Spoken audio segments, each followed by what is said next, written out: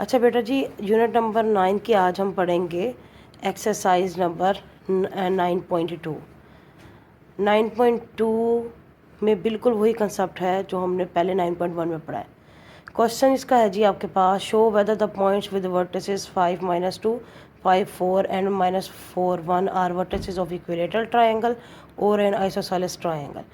ठीक है, आपने ये बताना है कि इन तीनों वर्टिसेस से किस किस्म की आपके पास ट्रायंगल बनती है, क्या इक्विलेटरल है या आइसोसेलेस है।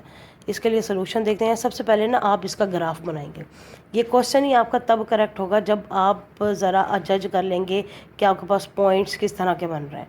ठीक है, 5 4 आपके पास देखें आ गया फर्स्ट क्वाड्रेंट में। ठीक, -4 और 1 आ गया आपके पास सेकंड क्वाड्रेंट में, और फोर्थ क्वाड्रेंट में आ गया 5 -2। इसी लिहाज से मैंने इनको नेम दे दिए हैं ए, बी और सी के। ठीक है, क्योंकि देखें क्वेश्चन में ज़रा आप नोट करें, पहले 5 -2 है लेकिन मैंने 5 4 को ए लिया है, तो आपने भी ऐसे ही करना है क्योंकि आपने क्वाड्रेंट के हिसाब से ही आपने इनको नेम्स देने हैं, अदरवाइज आपका क्वेश्चन रॉन्ग हो जाएगा। अच्छा जी, to show whether these points are vertices of an equilateral triangle or an isosceles triangle.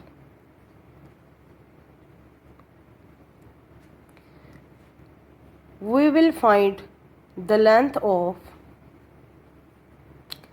sides of the triangle. ठीक है, तब भी हमें पता चलेगा ना कि ये अगर तीनों साइड्स इक्वल होंगी तो इक्विलेटरल होगी, अगर दो साइड्स इक्वल होंगी तो आइसोसेलेस ट्रायंगल होगी।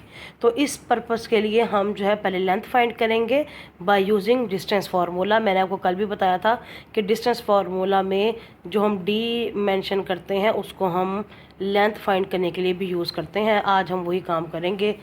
We have to find A B C and C A. ठीक है, देखो अब ए बी सी आपके पास 3 पॉइंट्स थे ग्राफ में।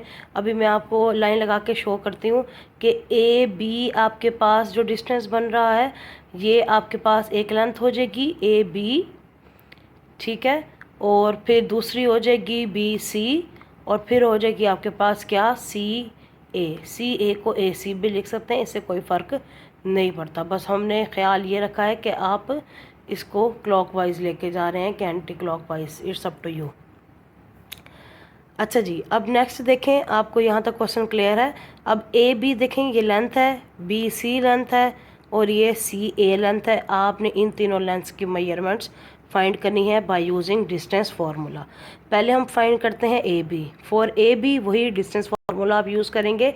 पहले आप ए लिखेंगे, ए की क्या पॉइंट्स हैं आपके पास, जो गिवन पॉइंट्स हैं 5 4, बी है आपके पास -4 1।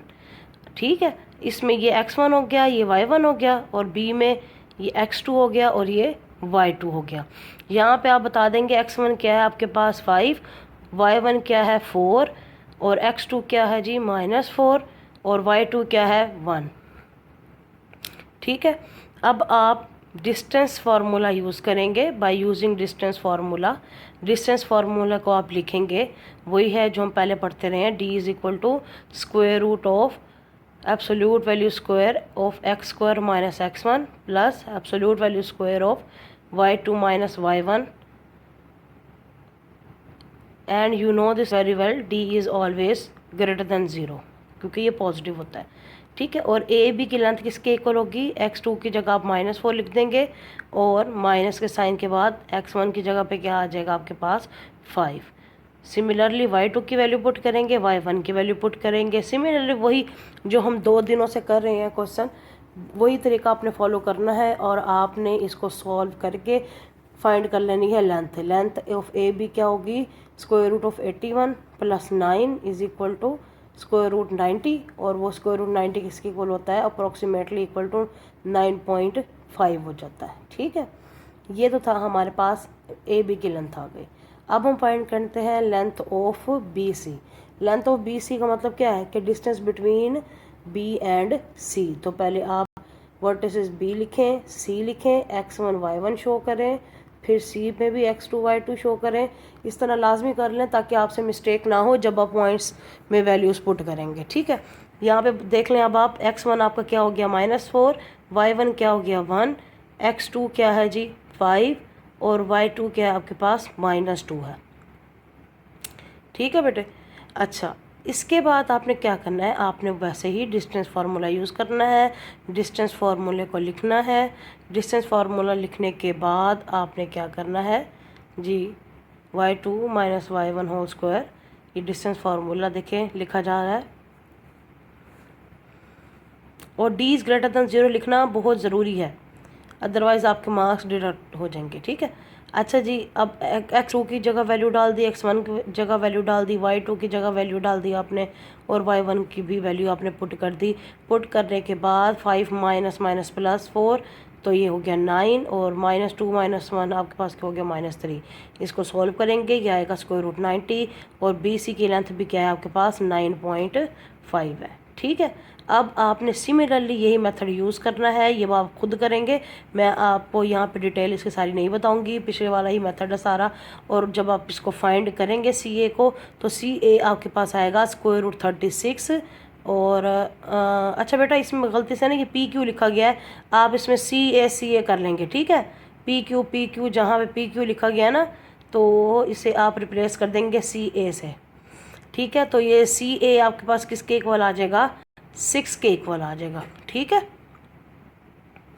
ये मिस्टेकली PQ लिखा गया है, इसकी जगह आप CA कर लेंगे, तो CA आपके पास किसके इक्वल होगा, 6 के इक्वल है। ठीक, तो यहाँ से आपको पता चल गया AB की लेंथ क्या आई है, आई थी हमारे पास 9.5, और BC की लेंथ क्या आई थी आपके पास 9.5, और CA क्या आ गया आपके पास 6 आ गया। ठीक। अच्छा, जब अब आप देखें, हमने जो 3 वर्टिसेस, जो 3 पॉइंट्स दिए हुए थे, हमने पहले उसको ग्राफ में पुट किया। ग्राफ में पुट करने के बाद हमने कोऑर्डिनेट के हिसाब से उनको A, B और C का नाम दे दिया।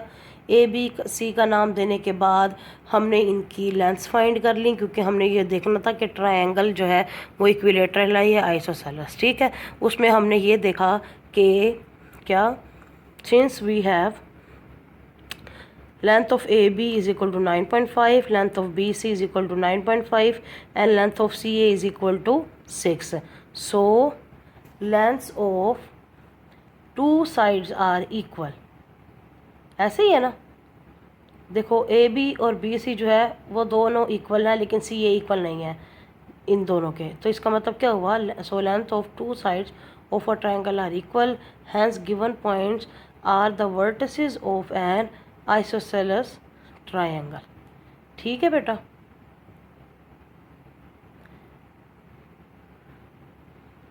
ये है जी आपका क्वेश्चन। बिल्कुल आगे जो क्वेश्चन नंबर 2 है वो भी इसी पैटर्न पे है, सेम पैटर्न पे, और क्वेश्चन नंबर 7 भी जो है वो भी सेम पैटर्न पे है। आपने कंफ्यूज नहीं होना, बिल्कुल as it is question copy करना है, बस आपके पॉइंट्स चेंज हो जाएंगे, और ऐसा ही बिल्कुल मेथड है।